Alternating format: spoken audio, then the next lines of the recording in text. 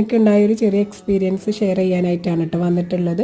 ഒരു 3 kg 3 tyre കേക്കിൻ്റെ ഓർഡറുള്ള ദിവസമായിരുന്നു. ഈ ഒരു കേക്കിൻ്റെ ഡെലിവറി ഞാൻ തന്നെ ചെയ്യണമായിരുന്നു കേട്ടോ.